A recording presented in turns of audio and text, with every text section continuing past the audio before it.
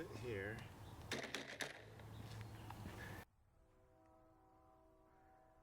Okie doke.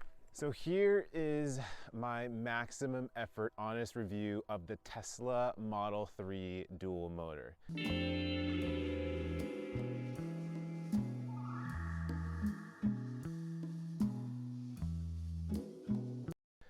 This is 401k, my Tesla Model 3 dual motor, and while I've had it for a few months and exalted it as being the best car that I've ever owned, I thought the time was right to really qualify that claim. So first, let's talk design. I think the Model 3 looks great overall. The biggest letdown from my perspective is really at the rear of the car. I think the lighting design could have been better executed, especially when compared to what Porsche and Audi are doing these days with their single brake light bars. And ultimately, I think this car will age really, really well. Seeing a Model 3 beam down the road 10 years from now, I don't think will really offend anyone. That said, the best model on the Model 3 by far is the front end. Many times earlier in my ownership, I mistook this thing as a Porsche. I really, truly think it does look that good. As far as the interior goes, I will say that I do not think the Model 3 design language inside is as timeless as the exterior. As Spartan as it is, I think this will likely be a pretty wonky place to sit in 10 years, especially if you get the white interior. And don't get me wrong, I like the interior a lot. I think Tesla has set the bar with the glass roof, and the same goes for the center console. But from my perspective, it seems like this was a very narrow view of what someone thought the future should look like. All that said, it's a nice place to spend time. It feels airy, light, and premium enough, but I've also reconciled that this is not a luxury car. It's premium, but it's not luxury in the conventional sense of that term. Now the seats. We've had a couple Volvos in our family. Many people regard Volvo seats as the best. And I don't think Tesla's driver or front passenger seats are far behind. The longest trip I've taken in my Model 3 was about 225 miles. And as a 5'11" adult, I felt totally fine after that trip.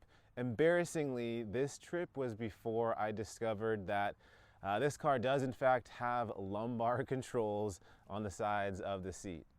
That discovery happened yesterday. Now about the performance. The quickest car I've ever been in before this Model 3 was a mid-2000s Mitsubishi Evo that a friend of mine owned, and that thing was bonkers. Before my Model 3 purchase, the quickest car that I had ever purchased or owned was our current Volvo XC90. That thing gets up to 0 to 60 in about 5.5 seconds. It's a plug-in hybrid. The speed from 0 to 60 is quicker than any SUV should really go from my perspective. And while technically slower than all of them on paper, the quickest feeling car that I've owned was an all-electric BMW i3 that I owned. The 0 to 60 was around 7 seconds, but it weighed next to nothing and had the skinniest tires which broke free pretty often, and I'd never experienced torque like that before. So here we are with the dual motor Model 3. 0 to 60 in about 4.5 seconds, which is just as quick as a 95 Lamborghini Diablo, a car that I dreamt about as a kid at 10. It's completely bananas. There is a faster version of this car, but this is really more acceleration than I think any normal human being should ever want or could ever need.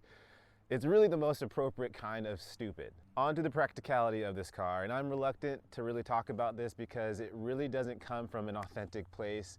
My other friends would tell you that I am likely one of the least practical people they know. That said, if you have the means and are looking for a car in this class, it costs next to nothing to maintain. It has space for all of your goodies and then some, and costs nothing to power. With the average cost of electricity in the US being near 12 cents per kilowatt hour, the average person driving about 15,000 miles per year would pay around $540 per year to charge this car. And I can personally attest to this. My electricity bill has gone up about $40 a month since going fully electric. So I'm actually beating this metric. And lastly, dislikes. There's really not much that I don't like about this car, so this will be a fairly short rant.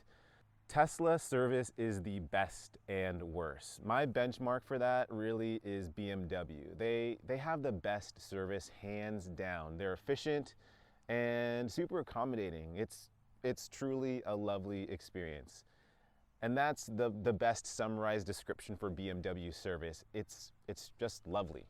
And Tesla is innovating with their Ranger service, which in theory will have a technician sent to your place of work or home to fix a majority of issues, but I think that service is a little bit stressed in light of all the new Model 3 owners on the road today.